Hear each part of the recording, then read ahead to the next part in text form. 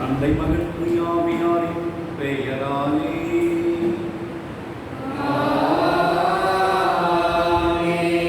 நம் ஆண்டவராகிய இயேசு கிறிஸ்துவின் அருளும் கடவுளின் அன்பும் தூயாவியாரின் நட்புறவும் உங்கள் அனைவரோடும் இருப்பதாக.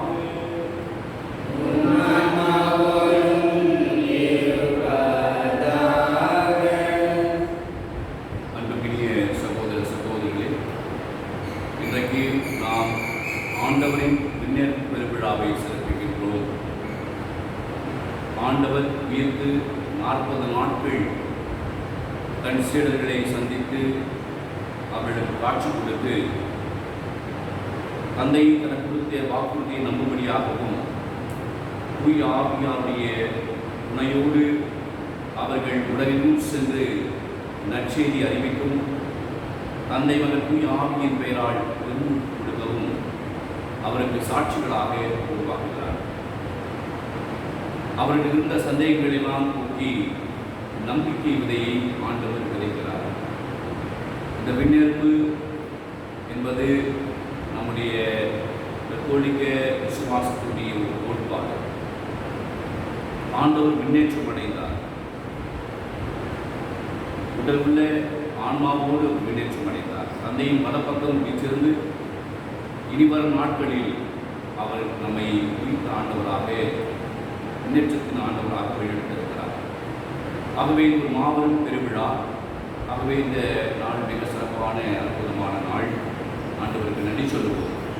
அதே வழியில் அன்புக்குரியவர்களே, நம்ம எல்லோரும் அறிந்தது இந்த நாட்களிலே நம்முடைய சமுதாயம் நம்முடைய உலகம் சந்திக்கின்ற மிகப்பெரிய சவால் கொரோனா தொற்று பிரிவு.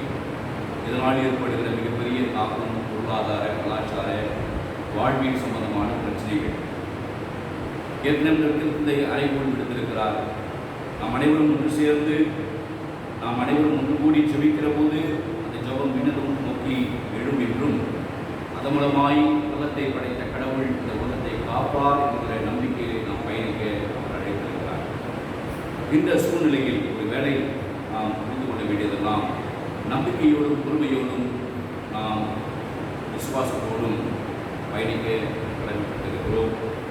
ஒருவேளை இந்த பெருமை நம்முடைய மண்ணையும் நம்முடைய சமுதாயத்தையும் தொடாமல் இருந்தால், இது போன்ற சவால்கள் நமக்கு இருந்திராவிட்டால் நம்முடைய பங்கிலே நாம் நல்லாயின் பெருவிழாவை இன்றைக்கு சிறப்பிக்கிறோம். ஆகவே இது ஒரு வருத்தமான ஒரு விஷயமாக இருந்தாலும் நம்முடைய நாம் பொறுமையோடு விசுவாசம் நம்பிக்கையோடு காத்திருப்போம். இந்த நாளிலே ஒருவேளை நாம் விழாவை கொண்டாடவில்லை என்று சொன்னாலும் ஆயர் தலைமையிலே பெரிய விழாவாக, மகிழ்ச்சியான விழாவாக, விசுவாசத்தின் கொண்டாட்டமாக இருந்திருக்கும். ஆனால் அப்படி ஒரு வாய்ப்பு நமக்கு இல்லை என்று சொன்னாலும் நாம் கொண்டாடப் போகிற அந்த பங்கு பெருவிழாவுடைய முன்சுவையாக இதை எடுத்துக்கொள்வோம். இந்த நாளிலே அன்புக்குரிய விளைவுகளுக்காக நான் சொல்லிக்கிறேன்.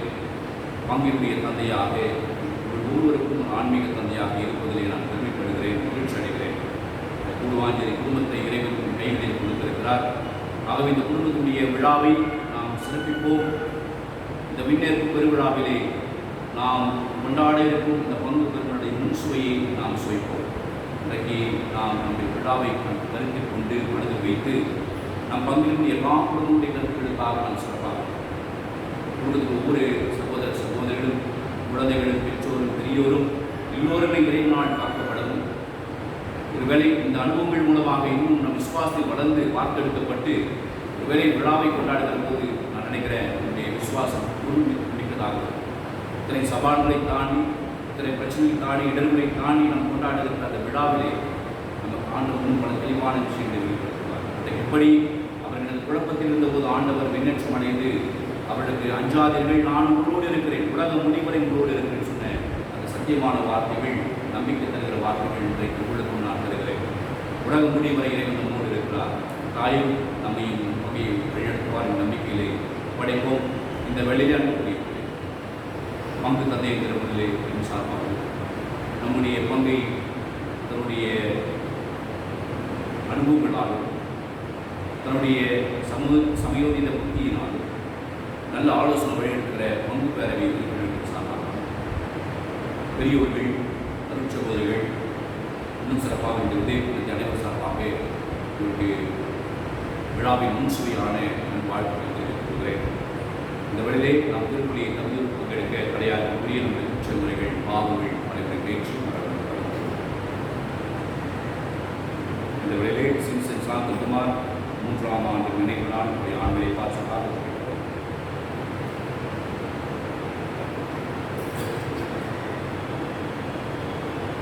ஆண்டுடைய 40 நாள் இந்த உலகத்திலே அவர் கொடுத்த காட்சிகள் எல்லாம் சாட்சிகளாக, அவருக்கு சாட்சிகளாக வாழ்த்தெடுக்க வேண்டும்.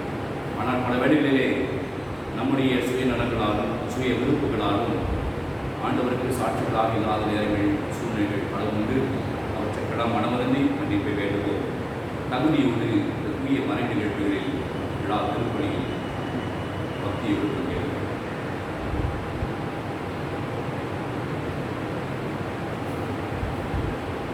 எல்லாம் பண்ண இறைவனும் சகோதர சகோதரிகளிடமும் நான் பாவியை சொல்கிறேன்.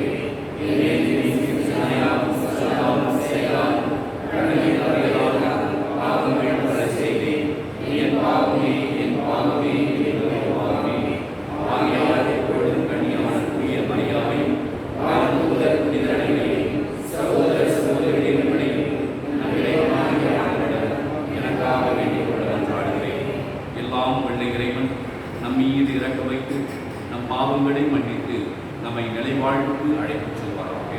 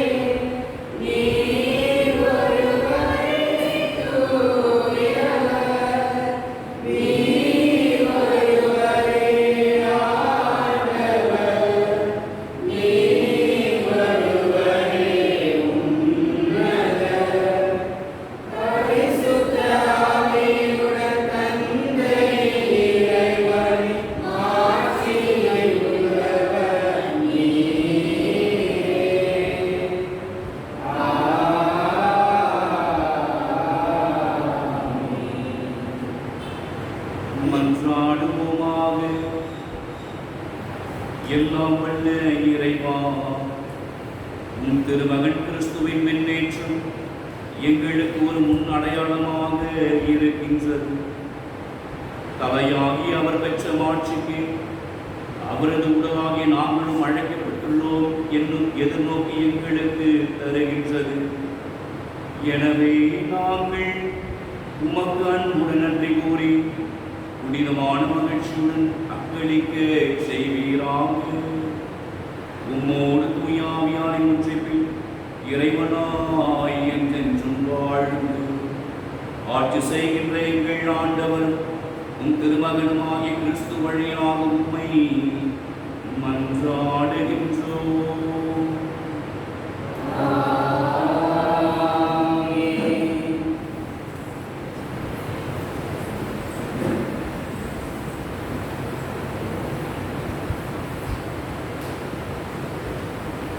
முதல் வாசகம். எங்கள் கண்கள் முன்பாக இயேசு மேலே எடுத்துக் கொள்ளப்பட்டார். திருக்குறள் பணிகள் நூலிலிருந்து வாசகம். அதிகாரம் 1, இறை வார்த்தைகள் 1 முதல் 11 முடிய. தெயோப்பில் அவர்களே, இயேசு தாம் தெரிந்து கொண்ட திருக்குறள்களுக்கு அவர்கள் தூய ஆவியின் துணையோடு செய்ய வேண்டியவற்றை குறித்து அறிவுறுத்திய பின் விண்ணேற்றம் அடைந்தார். விண்ணேற்றம் அடைந்த நாள் வரை அவர் செய்தவை கற்பித்தவை யாவற்றையும் குறித்து எனது முதலாம் நூலில் நான் எழுதினேன். இயேசு துன்புற்று இறந்த பின்பு 40 நாட்களாக அவர்களுக்கு தோன்றி இறையாட்சி பற்றி கற்பித்தார். பல தெளிவான சான்றுகளால் தாம் உயிரோடு இருப்பதை காண்பித்தார். அவர்களோடு சேர்ந்து உண்ணும்போது அவர்களிடம், நீங்கள் எருசலேமை விட்டு நீங்க வேண்டாம், என்னிடமிருந்து கேட்டறிந்த தந்தையின் வாக்குறுதி நிறைவேற காத்திருங்கள். யோவான் தண்ணீரால் உங்களுக்கு கொடுத்தார். நீங்களோ இன்னும் சில நாட்களில் தூய ஆவியால் திருமுழுக்கு பெறுவீர்கள் என்று கூறினார். பின்பு அங்கே கூடியிருந்தவர்கள் அவரிடம், ஆண்டவரே, இஸ்ரேலுக்கு ஆட்சி உரிமையை மீண்டும் பெற்றுத் தரும் காலம் இதுதானோ என்று கேட்டார்கள். அதற்கு அவர், என் தந்தை தம் அதிகாரத்தால் குறித்து வைத்துள்ள நேரங்களையும் காலங்களையும் அறிவது உங்களுக்கு உரியது அல்ல. ஆனால் தூய ஆவி உங்களிடம் வரும்போது நீங்கள் கடவுளது வல்லமையை பெற்று எருசலேமிலும் யூதேயா சமாரியா முழுவதிலும் உலகின் கடையெல்லை வரைக்கும் எனக்கு சாட்சிகளாய் இருப்பீர்கள் என்றார். இவற்றை சொன்ன பின்பு அவர்கள் கண்கள் முன்பாக அவர் மேலே எடுத்துக் கொள்ளப்பட்டார். மேகம் ஒன்று அவரை எடுத்து சென்று அவர்கள் பார்வையிலிருந்து மறைந்துவிட்டது. அவர் செல்லும் போது அவர்கள் வானத்தை அண்ணாந்து பார்த்துக் கொண்டே இருக்கிறார்கள். அப்போது வெண்ணுடை அணிந்த 20 தோன்றி, கலிலேயரே, நீங்கள் ஏன் வானத்தை அண்ணாந்து பார்த்துக் கொண்டே இருக்கிறீர்கள்? இந்த இயேசு உங்களிடமிருந்து பின்னேற்றம் அடைந்ததை கண்டீர்கள் அல்லவா? அவ்வாறே அவர் மீண்டும் வருவார் என்றனர். ஆண்டவரின் அருள்வாக்கு. பதிலுரை பாடல். பல்லவி. எக்காலம் முழங்கிடவே உயரே ஏறுகின்றார் ஆண்டவர். எக்காலம் முழங்கிடவே உயரே ஏறுகின்றார் ஆண்டவர். மக்கள் இனங்களே, களிப்புடன் கை கொட்டுங்கள், ஆர்ப்பரித்து கடவுளை புகழ்ந்து பாடுங்கள். ஏனெனில் உன்னதராகிய ஆண்டவர் அஞ்சுதற்குரியவர், உலகனைத்தையும் ஆளும் மாவேந்தர் அவரே. பல்லவி. எக்காலம் முழங்கிடவே உயரே ஏறுகின்றார் ஆண்டவர். ஆரவார மொழியிலேயே பவனி செல்கின்றார் கடவுள். எக்காலம் முழங்கிடவே உயரே ஏறுகின்றார் ஆண்டவர். பாடுங்கள், கடவுளுக்கு புகழ் பாடுங்கள். பாடுங்கள், நம் அரசருக்கு புகழ் பாடுங்கள். பல்லவி.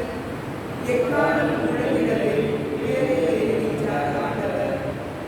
ஏனெனில் கடவுளே அனைத்து உலகின் வேந்தர். அருள்பாளருக்கு புகழ் பாடுங்கள். கடவுள் பிற இனத்தார் மீது ஆட்சி செய்கின்றார். அவர் தம் திரு அரியணையில் வீற்றிருக்கின்றார். என்றார்.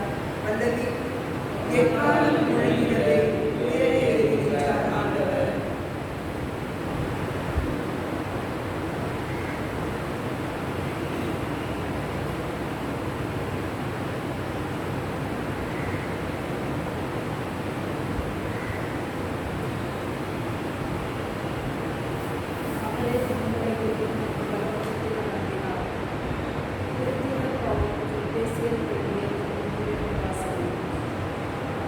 சகோதர சகோதரிகளே, நம் ஆண்டவராகிய இயேசு கிறிஸ்துவின் கடவுள் மாட்சிமிகு தந்தையுமானவர் அவரை முழுமையாக நீங்கள் கைகொடுக்குமாறு ஞானமும் வெளிப்பாடும் தரும் தூய ஆவியை உங்களுக்கு அருள்வாராக. கடவுளுடைய அழைப்பு உங்களுக்கு எத்தனை எதிர்நோக்கிய தந்தது என்று இறைமக்களுக்கு அதனை உரிமை பேர் எத்தனை மாட்சிமிக்கது என்றும் அவர் மீது நம்பிக்கை கொண்டுள்ளவர்களை நம்மிடம் செயலாற்றுகிற அவரது வல்லமை எத்தனை ஒப்புயர்வற்றது மேலானது என்று நீங்கள் அறியுமாறு உங்கள் அகக்கண்கள் மொழியிட்டபடியாக கடவுள் படையினுக்கு தம் ஆற்றலை கிறிஸ்துவின் செயல்படுத்தி இறந்து அவரை உயிர்த்தெழச் செய்து மின்னுலகில் தமது வழக்கத்தை நடத்தினார். அதன் மூலம் ஆட்சியாளர், அதிகாரம் கொண்டவர், வல்லமை உடையவர், தலைமை தாங்குவோர் ஆகிய அனைவருக்கும் மேலாகவும் அவரை உயர்த்தினார். இவ்வுலகில் மட்டுமல்ல, வருமுலகில் வேறு எப்பேர் கொண்டோருக்கும் மேலாகவும் அவரை உயர்த்தினார். அனைவரையும் கிறிஸ்துவுக்கு அடிமைகள் செய்து அனைத்துக்கும் மேலாக அவரை திருச்சபைக்கு மேலாக கொண்டளித்தார். திருச்சபையை படைப்பவர்கள் எங்கும் எல்லாவற்றையும் நிரப்புகின்ற அவராம் அது நிறைவேறுகின்றது. ஆண்டவரின் மறைவாக்கு.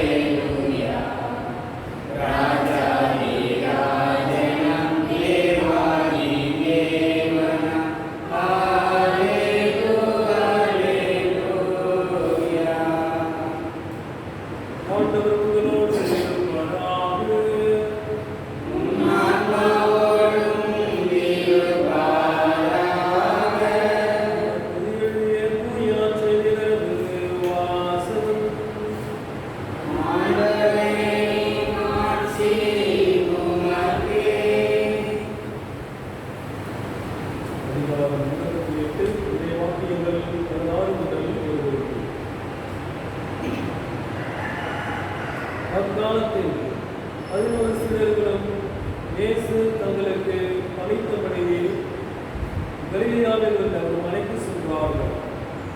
அங்கே அவரை கண்டு பணிந்தார்கள். சிலரோ ஐயமுற்றார்கள். இயேசு அவர்களை நோக்கி, விண்ணுலகிலும் மண்ணுலகிலும் அனைத்து அதிகாரமும் எனக்கு அருளப்பட்டிருக்கிறது. எனவே நீங்கள் போய் எல்லா மக்களினத்தாரையும் சீடராக்குங்கள். தந்தை, மகன், தூய ஆவியார் பெயரால் திருமுழுக்கு கொடுங்கள். நான் உங்களுக்கு கட்டளையிட்ட யாவையும் அவர்களும் கடைபிடிக்குமாறு கற்பியுங்கள். இதோ உலகம் முடியும் வரை இருந்தாலும் நான் உங்களோடு இருக்கிறேன் என்று கூறினார். ஆண்டவரின் அருள்வாக்கு.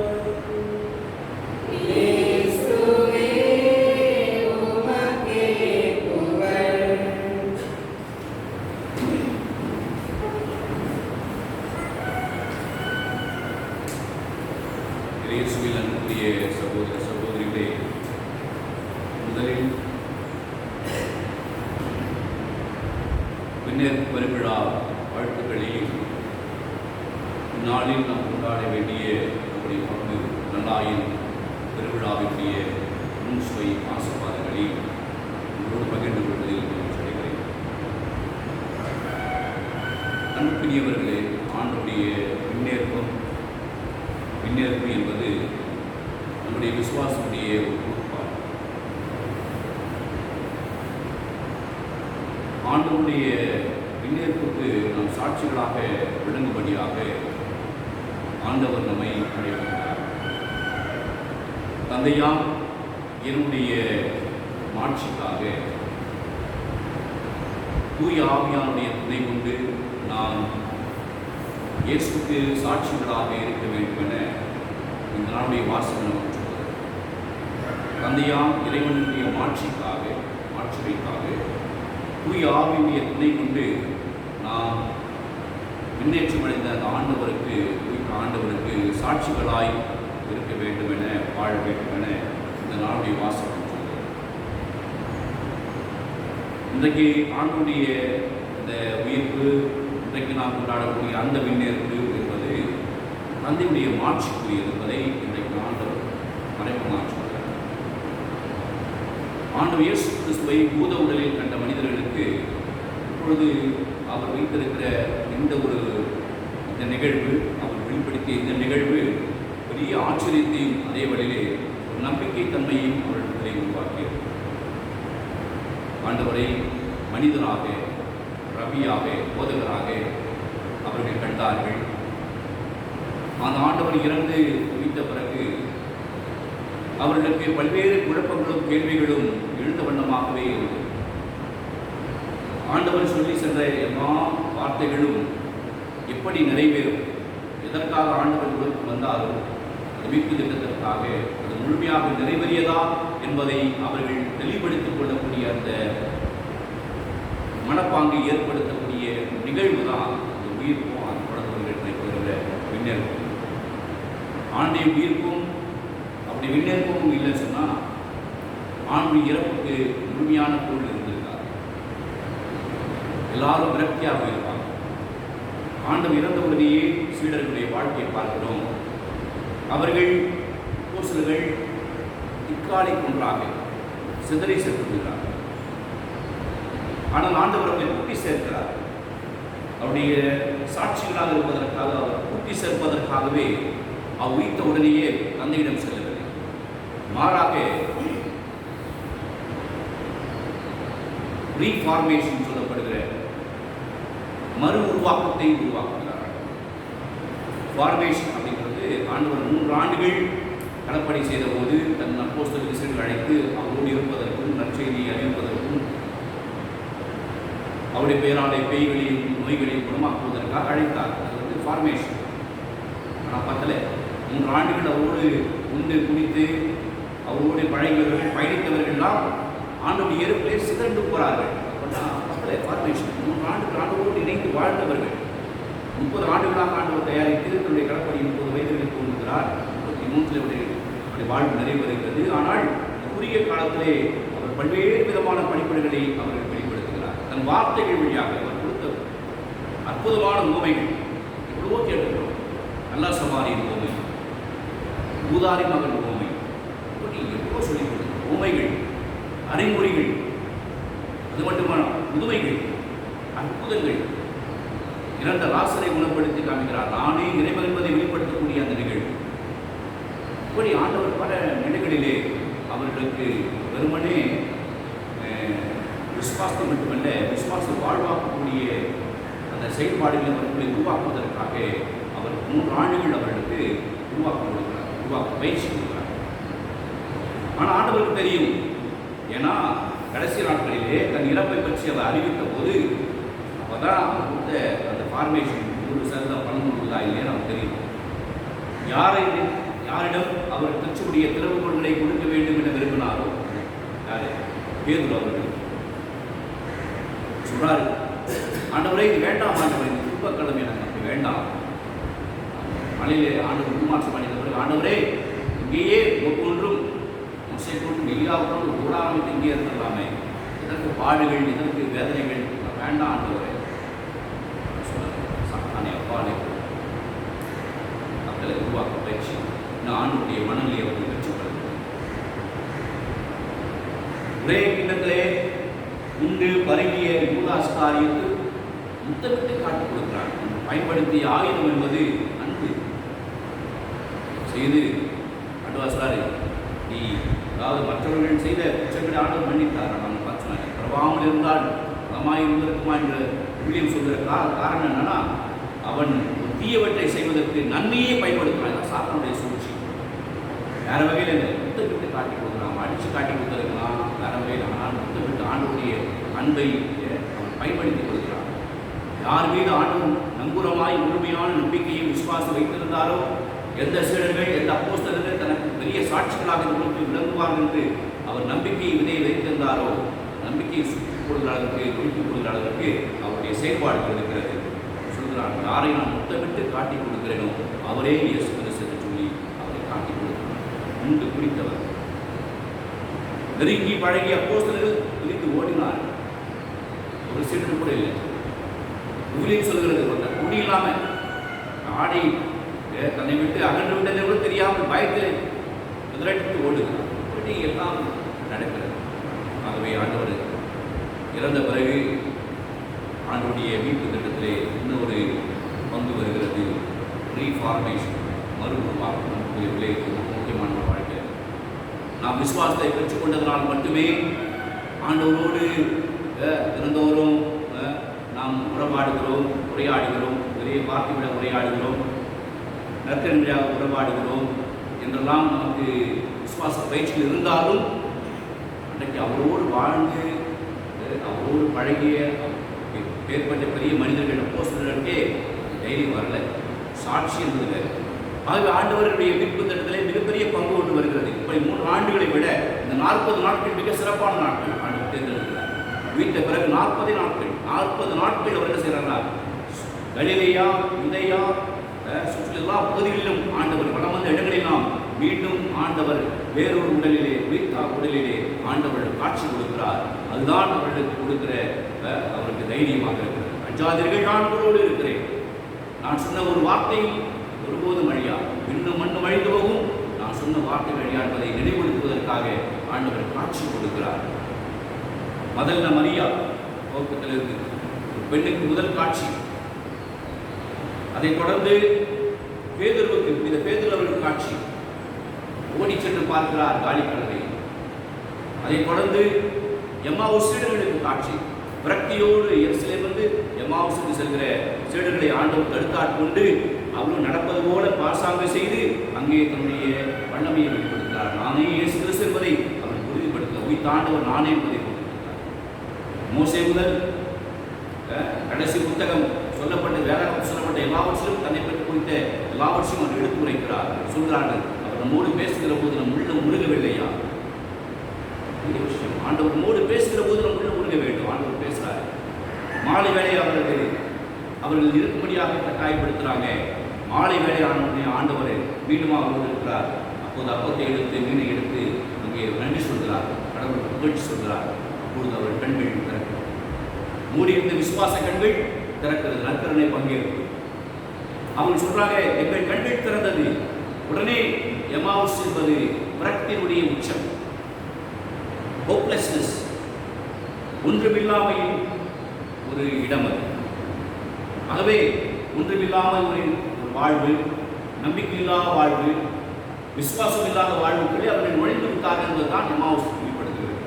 ஆண்டவர் சொல்றார், மீண்டுமாக எருசலேமுக்கு செல்லுங்கள், எனக்கு நீங்கள் சாட்சிகளாக இருக்க வேண்டும். ஓடி சென்று அப்போஸ்தலர்களை அவர்கள் பார்த்து அவர்கள் சொல்றாங்க, நாங்கள் இயேசுவை கண்டோம்.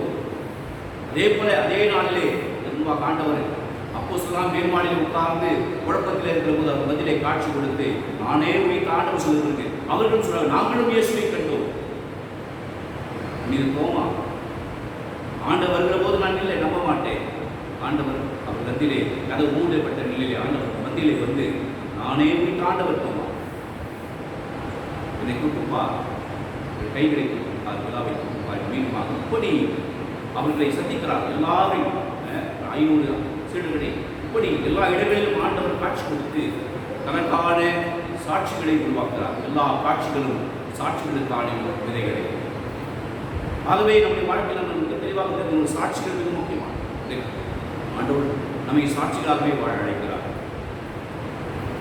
தங்களுடைய மாட்சிக்காக நான் சொன்னேன். தூய ஆவியின் துணை கொண்டு சாட்சிகளாக இருக்கணும். இந்த விஷயத்தில் கவனிக்கிறோம்.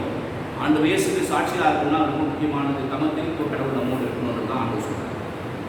தந்தையுடைய மாட்சி, ஏன்னா தந்தை நம்மோடு இருப்பார். ஏன்னா இந்த மீட்பு திட்டத்தில் இதெல்லாம் அடங்கி விடுகிறது. இதெல்லாம் மீட்பு திட்டத்தில் இருக்குது. இப்படியெல்லாம் கடவுள் பயிற்சி கொடுக்கணும். ஆகவே இந்த 40 நாட்கள் மீண்டுமாக இருக்கும் ஆண்டவர் மறு உருவாக்கத்தை பயிற்சி. இந்த பயிற்சியில் அவர்களுக்கு எங்கிருந்தான் தைரியம் வந்து தெரியல. ஏன்னா ஒரு நாள் ஆண்டவரை பூத உடலில் பார்த்தாங்க. ஒரு வலிமையில்லாத ஒரு ஆண்டவராக அவர்கள் மனதில் அவர்களே நினைத்து கொண்டார்கள். ஆண்டவர்கிட்ட பொருள் பண்ணுறாரு. இது வரைக்கும் ஆண்டவர் மனிதனுடைய உச்சத்தை வெளிப்படுத்தினார், தந்தையுடைய மனித முகத்தை வெளிப்படுத்தினார். இன்றைக்கு தந்தையுடைய இறைமுகத்தை வெளிப்படுத்துகிறார். ஒரு நாள் தந்தையுடைய மனித முகத்தை வெளிப்படுத்திய ஆண்டவர் உயிர்ப்பில் முன்னேற்ற தந்தையுடைய இறைவு நிலையை வெளிப்படுத்துகிறார். டிவினிட்டி ஆஃப் ஜீசஸ் கிரைஸ்ட் இவருடைய வாக்கியம். உடனடியாக அவர்களுக்கு இதை பார்த்த உடனே இனி இந்த ஆண்டவரை நம்பாமல் இருக்க முடியாது என்கிற நிலைக்கு தள்ளப்படுகிறார்கள். அதான் முக்கியமானது. இனி இந்த ஆண்டவரை நம்பாமல் இருக்க முடியாது. ஏன்னா காலி கிணற ஒரு பக்கம் இப்பொழுது எல்லாருமே வந்து சொல்றாங்க, இந்த ஆண்டவரை பார்த்தோம், அந்த ஆண்டவரை பார்த்தோம், இப்படியாக. ஆனால் சொல்லப்பட்ட ஒரே செய்தி வேற ஒன்றுமே கிடையாது.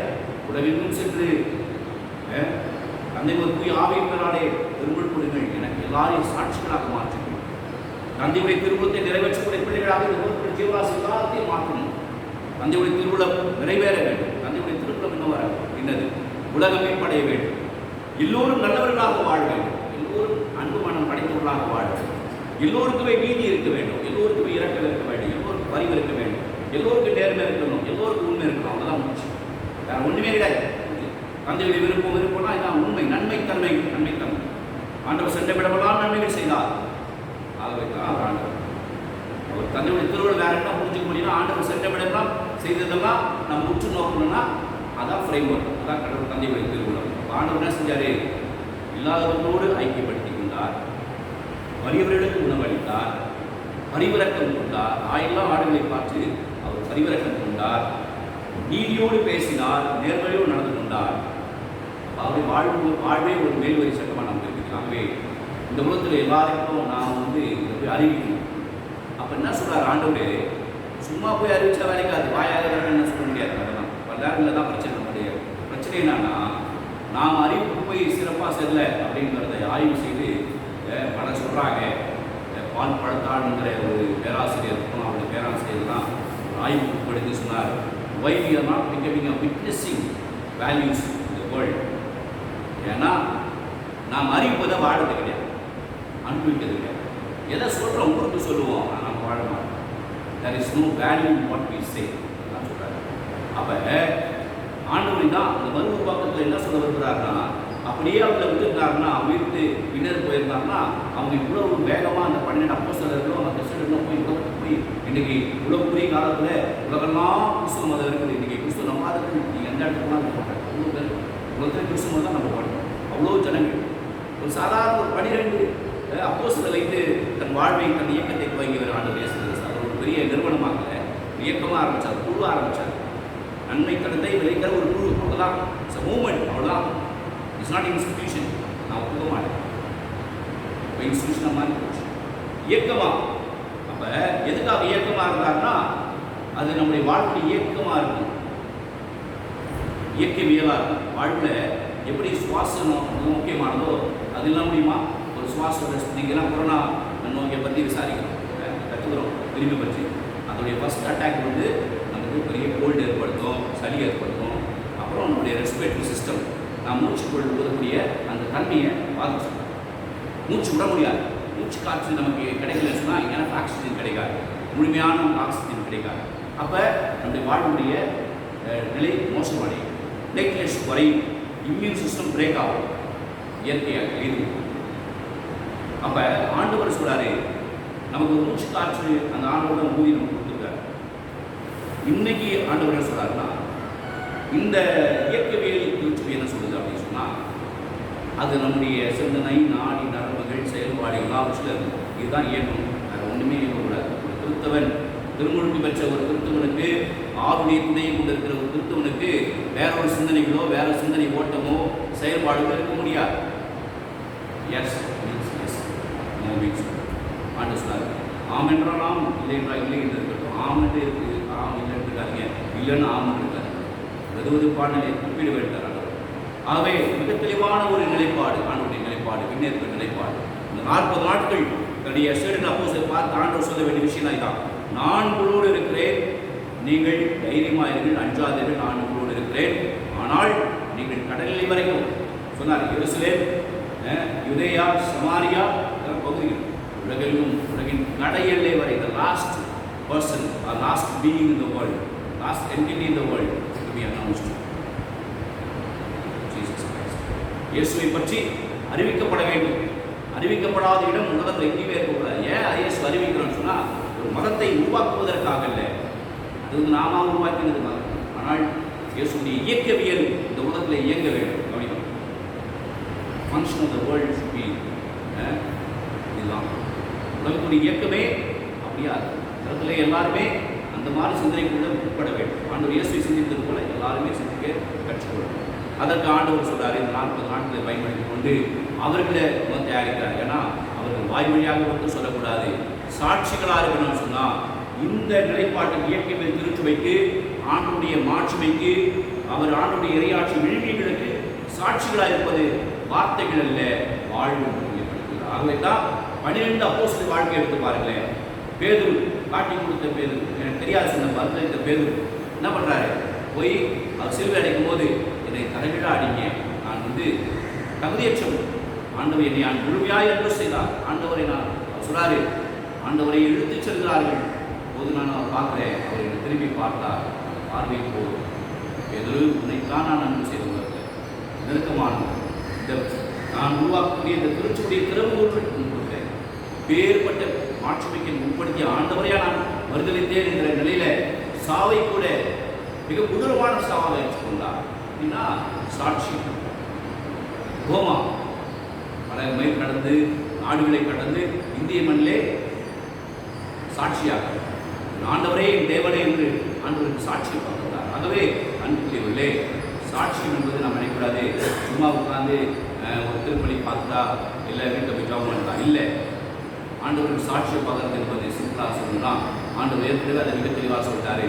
நீங்கள் என் சீடர்கள் என்பதை நீங்கள் வார்த்தையால் வாழ்க்கை கடைபிடிக்கணும். அப்படின்னா யார் என் சீடர்கள்? என் வார்த்தையை கடைபிடித்து அதன்படி நடப்பவர்களே என்னுடைய சாட்சிகள் சீடர்கள். தன் தாயையோ, தந்தையோ, மகனையோ, மகளையோ, உற்றாரையோ, உறவினரையோ, பின்புலத்தையோ, பணத்தையோ இவற்றை என்ன செய்வது சொல்கிறார். அப்போ that not be any priority. அப்போ ஒரு ப்ரையாரிட்டி நம்ம வாழ்க்கையில் இருக்கணும். ஒரு நிலைப்பாடு நமக்கு வேண்டும் சொன்னால் விதமான நிலைப்பாடாக வைக்கலாம். ஆனால் ஆண்டவருக்கு மேலே ஒரு நிலைப்பாடு வைக்கலாம். ஒன்லி ஒன் ஆப்ஷன், நமக்கு ஒன்லி ஒன் ப்ரையாரிட்டி. ஏன்னா நினைக்கிறோம் நண்பரே, என்னடா இது, அப்போ நம்ம வாழ்க்கையில் எப்படி நாம் வாழறது, நம்ம குடும்பம் நான் வருது.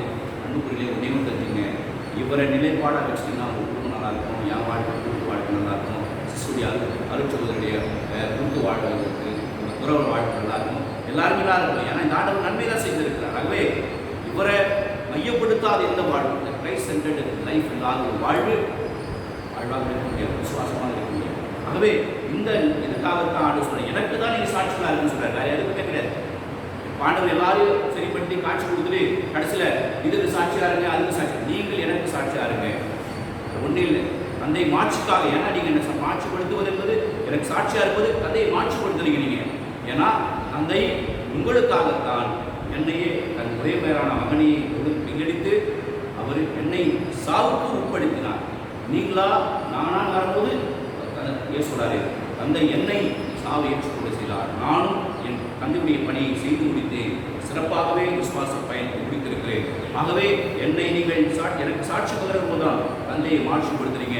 தந்தையை மாட்சிப்படுத்திருக்கலாம், தந்தை தூய ஆவியார் நம்மோடு இருக்கிறார். ஆகவே நமக்கு இப்போ கடவுள் நம்மோடு இருக்கிறார். ஆகவே கடவுள் இந்த சாட்சி வாழ்வில் நமக்கு திடப்படுத்துவது, நம்மை திடப்படுத்துவது, நமக்கு இந்த சிந்தனைகளை ஞானத்தை உந்தி தள்ளுவது என்பது ஆவியானது. ஆகவே ஒவ்வொரு முறையும் ஆவியுடைய துணை கொண்டுதான் நாம் சாட்சியாக இருக்க முடியும். ஆவியானவர்களாக முடியாது. ஏன்னா நமக்கு சொன்னார் ஆண்டவரே, ஆண்டவர் சொன்னார், நான் செல்கிறேன், தந்தையிடம் செல்கிறேன், உங்களுக்காக நான் உறைவிடங்களை உருவாக்குகிறேன், ஆனால் உங்களை திட்டச்சவளாக விட மாட்டேன், உங்களுக்கு ஒரு துணையாளரை அனுப்புவேன் சொன்னது காரணம் தான். ஆகவே இந்த உலகத்தை வாழ்கிற போது நமக்கு எத்தனையோ விதமான போராட்டங்கள், எத்தனையோ விதமான சோதனைகள், வேதனைகள்லாம் வரும், டெம்ப்டேஷன்ஸ் வரும். அப்பெல்லாம் ஆவியானவர் தான் நீங்கள் ஜெபிக்கணும். அடிக்கடி அன்றைக்கு 3 ஆண்டுகள் பயணித்த அப்போஸ்தலர் கூட்டு போகிறாங்கன்னா மறு உருவாக்கு தேவைன்னா இன்னைக்கு மீண்டும் நமக்கு ஒரு மறு உருவாக்கம், ரீஃபார்மேஷன் நமக்கு தேவை. ஆண்டவருக்கு சாட்சியாக இருப்பதற்கு சொன்னால் ஆவியானவர் டெய்லி ஜெபிங்க. தயவுசெய்து சொல்கிறேன், டெய்லி ஜெபிங்க. ஆவியானவர் நீங்கள் ஜெபிக்கல சொன்னால் நான் கேட்குறேன், உங்களுக்கு முந்தி தரக்கூடிய ஞானத்தை கொடுக்க முடியாது. என்ன பேசணும், என்ன நீங்கள் செய்யணும், எதை எப்படி நீங்கள் முன்னெடுக்கணும், நன்மைத்தனத்தையே மையப்படுத்தணும்னு சொல்லிக் கொடுத்து உங்களுக்கு திடப்படுத்துகிறது ஆவியானவர் மட்டும்தான். ஆகவே நீங்கள் ஆவியானவரை துணை கொண்டு தான் நாம் எல்லோருமே சாட்சிகளாக இருக்க போகிறோம். சாட்சிகளாக இருக்கிற போதெல்லாம் ஆவியானவர் நமக்குள்ளே இருக்கிறார், குடிக்கொண்டிருக்கிறார். ஆண்டவர் இயேசுவை, உயிர் ஆண்டவர் இயேசுவை, விண்ணேற்ப ஆண்டவரை நம்முடைய செயல்களாகவும் வார்த்தைகளும் உயிருள்ள ஆண்டவராக நாம் பிரதிபலிக்க மக்களுடைய வாழ்க்கையை செய்யும். அது ஒவ்வொரு முறையும் நம் நன்மைகளை விதைக்கிற போதெல்லாம், சொல்கிற போதெல்லாம் மக்களுடைய உள்ளங்களிலே உலகத்திலே உயிர் ஆண்டு விதைக்கப்படுகிறார். So that is multiplication of result Christ. நாம் உருவாக்கி கொண்டே இருக்கிறோம் நிறைய அதிர்வேளை. ஆகவே இந்த வேளையில் தான் தந்தை கடவுள் ஆட்சி கொடுக்கப்படுகிறார். ஆகவே தந்தைக்கு ஒரு ஆட்சி என்றால் ஆண்டவருக்கு சாட்சி. ஆகவே அப்போஸ்தலர்கள் மிக தெளிவான நிலைப்பாட்டை எடுத்தார்கள், வாழ்ந்தார்கள். இன்றைக்கு திருச்சுவை வாழ்கிறது. இன்றைக்கு திருச்சுவை வாழ்கிறது என்று சொல்கிற போது அன்புகளை மறந்து கிடக்கூடாது. இன்றைக்கு திருச்சுவை வாழ்கிறது என்று சொன்னால் நாம் தான் திருச்சுவை. அதான் ஜென்சி இன்றைய உலகில் திருச்சுவை சொல்கிறது. சர்ச் டாக்குமெண்ட் ஆன் சர்ச் வந்து மிக தெளிவான என்னது சொல்லுது? சர்ச் புதிய திருச்சு என்பது இறைமக்கள். இறைமக்கள் நாம தான் இயேசுடைய மறைவுகள். திருச்சு மறைவுகள் நாம தான். திருச்சு அப்படின்னு சொன்னால் நாம தான் திருச்சு இயேசுடைய மறைவுடல். அப்போ இந்த மறைவுடலை வார்த்தெடுக்கக்கூடிய பணியை நாம் பெற்றிருக்கிறோம். ஆகவே இனி வரும் நாட்களில் நாம் இதை உள்வாங்கி உயிர் ஆண்டவருக்கு எப்படி அப்போஸ்தலர்களும் சீடர்களும் சாட்சியம் பகிர்ந்தார்களோ வேறுபட்ட ஒரு தெளிவான சாட்சியத்தை, நம்முடைய விருப்பத்தை சுமித்து விரும்பாத ஒரு சாட்சியத்தை நாம் இந்த உலகத்தில் விதைக்க ஆரம்பிச்சுட்டு சொன்னால் இந்த உலகத்துடைய கடைகளில் உள்ள எல்லா ஜீவராசிகளும் ஆண்டவர் இயேசுவை ஏற்றுக்கொள்வார்கள், புரிந்து கொள்வார்கள், அறிந்து கொள்வார்கள். அதன் மூலமாக ஆண்டவர் கண்ட அந்த மீட்பு நிறைவாக இந்த universal salvation will be realized. until then அதுவரை எல்லா ஜீவராசிகளும் மீட்பை பெறுகிற தகுதி பெற்ற எல்லா ஜீவராசிகளும் காத்திருக்க வேண்டும். கடைசி ஒரு ஆடு நான் பெற்றுக்கொள்ளும் வரை, ஒரு ஆடை இழந்து விடாமல் எல்லாவற்றையும் நான் காத்திருக்கிறாய் சொன்னார். அந்த கடைசி ஆடை பெறும் வரை நல்ல ஆடுகளும் காத்திருக்க வேண்டும், நாம் காத்திருக்க வேண்டும். காத்திருக்க நேரத்தை எடுக்கக்கூடாது. ஆகவே எல்லா ஆடுகளையும் நம்மிடம் கொண்டு வருவோம். ஆண்டவருடைய அன்பை உலகிற்கு எடுத்துரைப்போம். ஆகவே ஆண்டவர் போற்ற பெறுவாராக. மிக்க ஆண்டவர் இன்றைக்கு நமக்கு நம்பிக்கை வைத்திருக்கிற இந்த விண்ணேற்பம் அடைந்த ஆண்டவரும் நமக்கு என்னாலும் நம்முடன் நம்மை திடப்படுத்துவாராக. அனுபவித்திருக்கிற நம்முடைய விசுவாசத்தை மகிழ்ச்சியோடு பாடி அறிக்கிறோம்.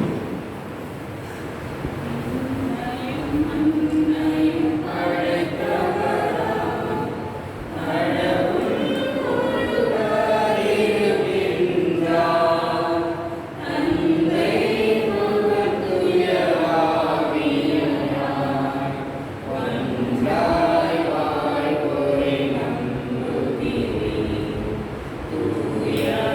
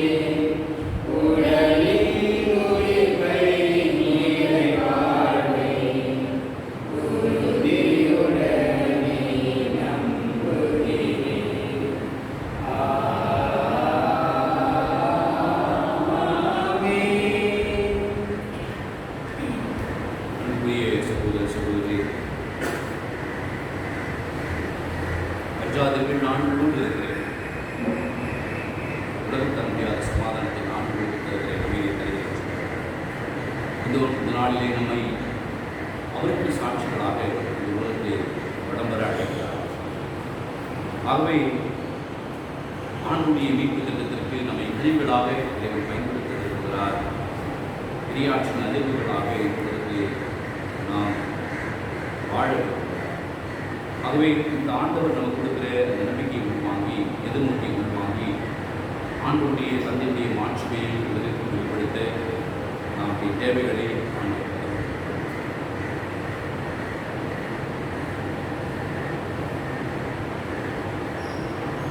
அன்பே உருவானீர்களா. திருச்சுவையின் மறைவுள்ளாக இருக்கக்கூடிய இயேசு கிறிஸ்துவை நாங்கள் பெற்றுக்கொண்டிருக்கலாம். இந்த திருச்சுவையை வழிநடத்துகிற என் திருத்தந்தை பிரான்சிஸ் அவர்களுக்காக ஆயர்கள், இன்னும் சிறப்பாக என்னுடைய மறைமாவட்ட ஆயர் வேதர் அருட்தந்தையர்கள், சகோதரிகள் எல்லோருக்காக ஆண்டவரே உங்களுடைய அழைப்பு வாழ்வை பெற்றுக்கொண்ட இவர்கள் நீர் அழைத்திருக்கிற அந்த அழைப்பு வாழ்விற்கு உண்மை உள்ளவர்களாக நீதியையும் நேர்மையும் அன்பையும் கிடைக்கிற உங்களுடைய சாட்சிகளாக வாழ ஆண்டவரே அழைவோம்.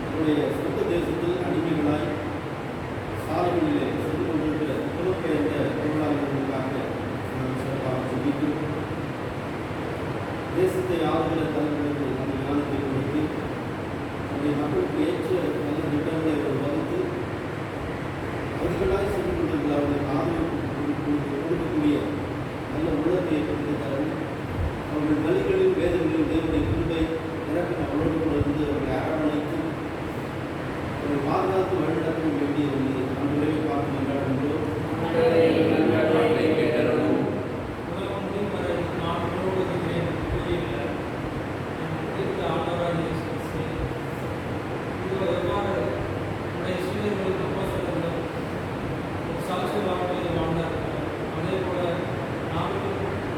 வார்த்தையை கேட்பவர்களாக இல்லாமல் இந்த வார்த்தையின்படி நடப்பவர்களாக தந்தைக்கு மாட்சியை செலுத்துவர்களாக காணப்படும். எந்த வேளையும் தூய ஆவியின் துணை கொண்டு கிறிஸ்துவை பின்பற்றி இயேசுவை பிரதிபலிக்கும் நபர்களாக எங்களை பலப்படுத்த வேண்டும் என்று இறைவா நம்மை கொண்டாடுகிறோம்.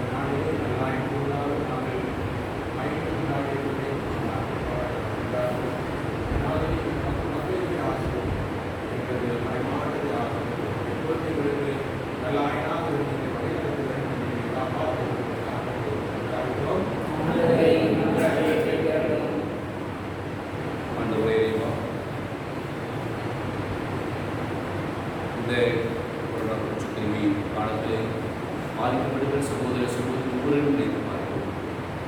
வெறும் கிருமியால் மட்டுமல்ல, இதனுடைய விளைவாக பாதிக்கப்பட்டிருக்கிற வாழ்வாதாரம் பாதிக்கப்பட்டிருக்கிற சகோதர சகோதரிகளை பார்க்கிறோம்.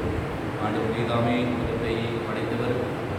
உலகம் மகிழ்ச்சி பெற நீர் வியக்கையில் நீர் ஆண்டவரே, நாட்களிலே எங்களை பிடித்திருக்கிற இந்த வருத்தம், இந்த வேதனை, இந்த கவலை எங்களை விட்டு நீங்கும்படியாகும். நீர் சத்தியமாய் சொன்ன அஞ்சாதீர்கள் நான் உங்களோடு இருக்கிறேன் என்று சொன்னேன். அந்த வார்த்தைகள் நிஜமாகும்படியாகும். எங்களை ஆசிர்வதியும். சிறப்பாக நாட்டிலே நோயுற்ற சகோதர சகோதரி நினைத்து பார்க்கிறோம். மருத்துவமனை அனுமதிக்கப்பட்டிருக்கிற சகோதர சகோதரி சிறப்பாக இன்றைக்கு இன்றைக்கு 2 நாட்களுக்காக அனுமதிக்கப்பட்டிருக்கிற